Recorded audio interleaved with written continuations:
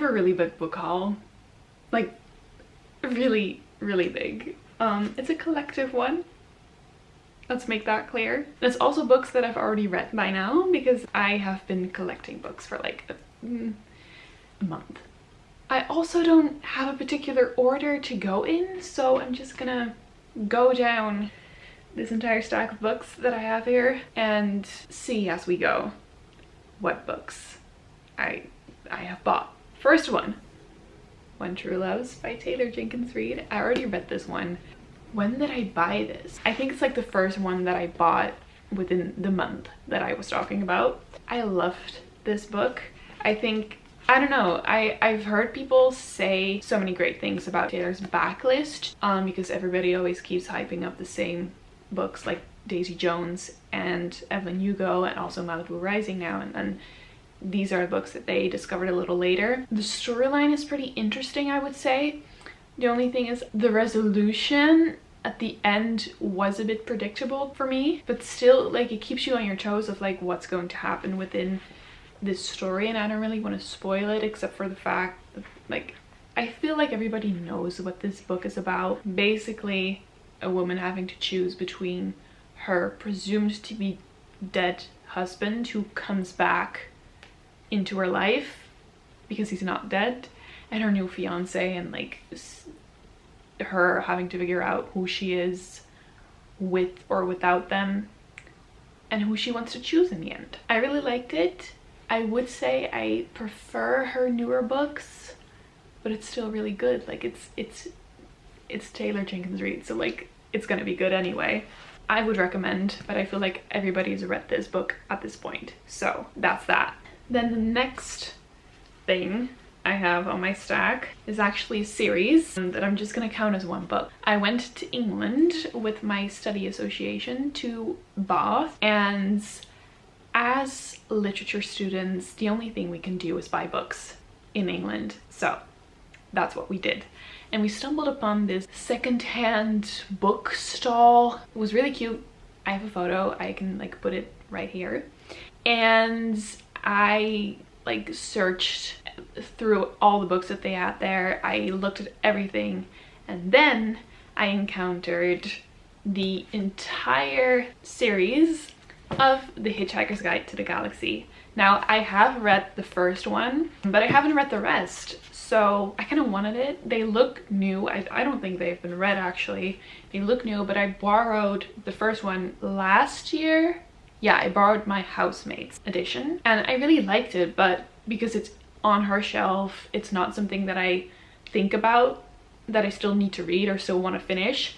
And I saw this and they were £3 each. So like this was £15, and I don't think this has been read. Housemate was there too. I asked her, should I do this? And she was like, yeah, you're gonna do that. So I bought it. I even got the sleeve thing. So I got the entire box set for £15, which is insane. I'm very excited to actually continue in this series because I did really like the first one. I just never, I don't know, I never got to the point of like picking up the second one, but I will soon, I think. Then also in Bath, I bought a lot of books there, but in that city there is a bookstore called Persephone Books. It's a bookstore slash publishing house, I'm pretty sure, that publishes books by women that otherwise wouldn't have been published because they were written by women. It's so beautiful inside. I also have a photo of that. I will put it there. It's so beautiful. It's so cool. And I felt obligated to buy something there because like it's the only place where that store exists, and the entire concept just, it spoke to me. It was so cool, and all the books look the same. I don't know, just the entire aesthetic of that store, like all the books look like this, and then inside they have different prints. Plus they have matching bookmarks, which is so cool. And instead of like having anything on the back, they had little descriptions just on the shelves. And this is called The Mystery of Mrs. Blancarrow by Mrs. Oliphant. Now, I don't really remember what this story is about, except for like, I think it's like a sexual affair, but I'm really not sure anymore. I think it's about an affair, a secret affair, lovers. That's all I know. And and I can't wait to read this. Check that store out because it's so cool. I will have the link to the store in the description. So yes, this is a book that I see all over my Instagram feed. I have no idea what this is about, and I don't want to know what this is about until I read it, but it's Almond. It's a tender exploration of adolescence. Every time that I saw an Instagram post, this book was on there.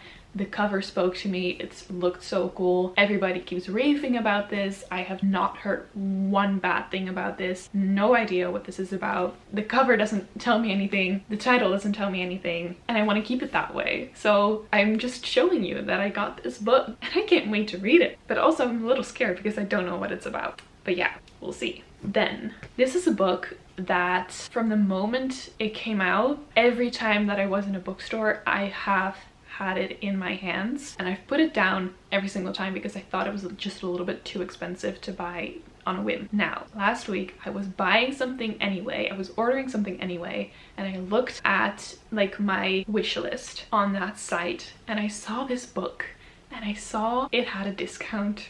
And I could not resist, even though I had just bought like 10 books the week before. I could not resist.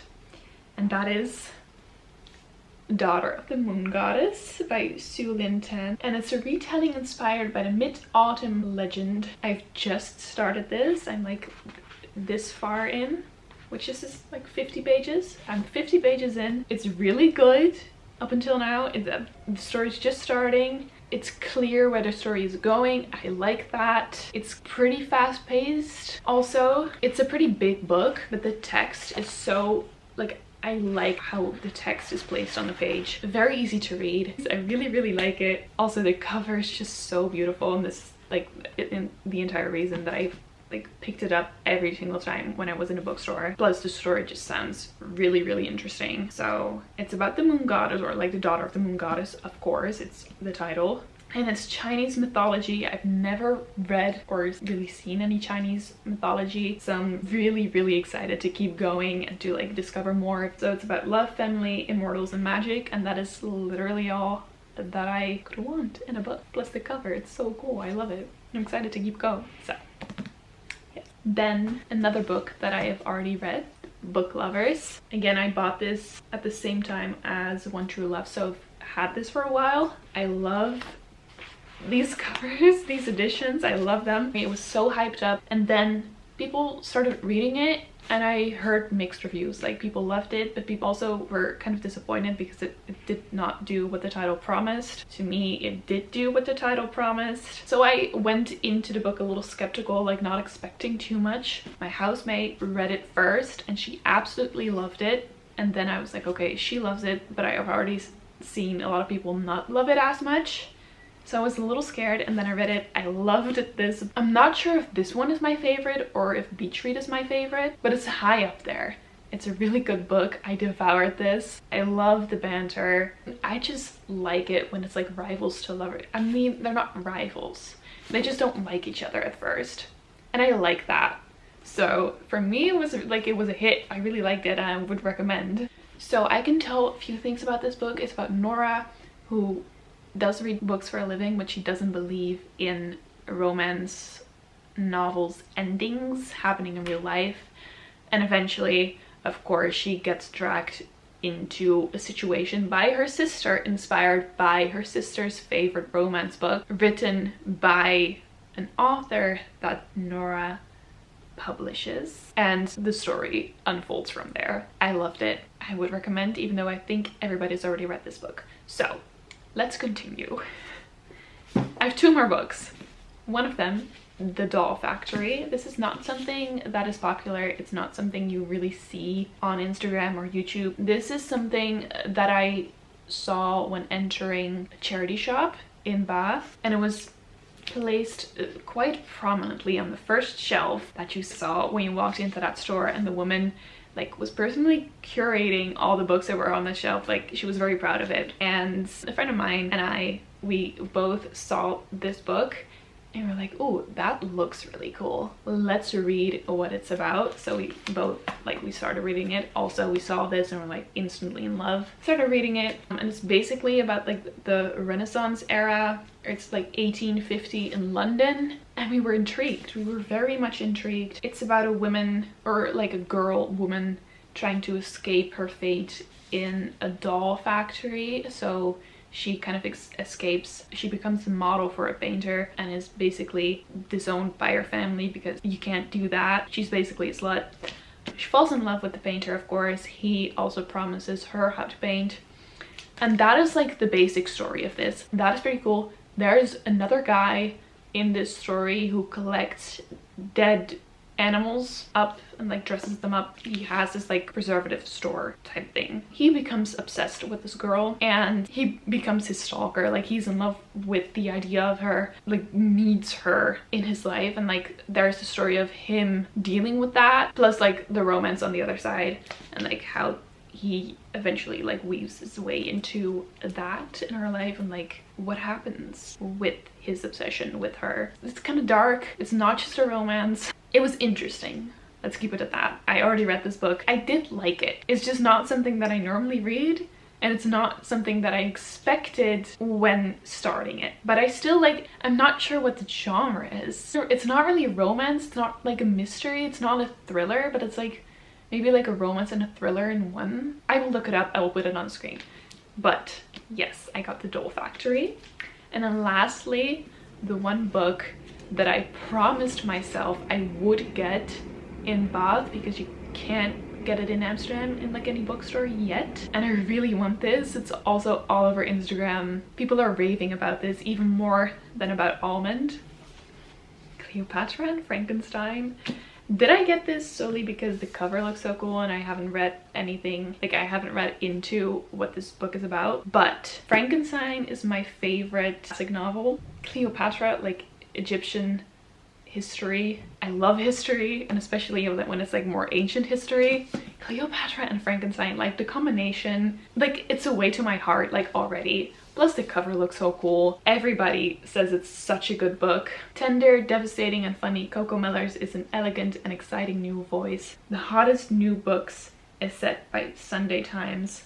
Don't know what the story is, but the promise that the title and the cover give me, and like the reviews on Instagram give me, they have me hyped. But I'm also kind of scared to start the book now because I don't want to be disappointed. So it's like, it's both a blessing and a curse that it's so hyped up, because I discovered it quite quickly, I think, especially for a book that like it's not sold here yet. But now I'm kind of scared to read it because I just don't want to be disappointed. Still so happy that I got this, and it's the only book that I genuinely like justified buying because I wanted it so badly, and then all the rest were like more on the accident side. So yeah, this last book that I got, so excited to read all of them, to continue reading the books that I'm currently reading, or like The Moon Goddess. I'm excited. I'm happy with all of them. I'm grateful for all of them. And yeah, that's it. Thank you for watching, and bye, I guess.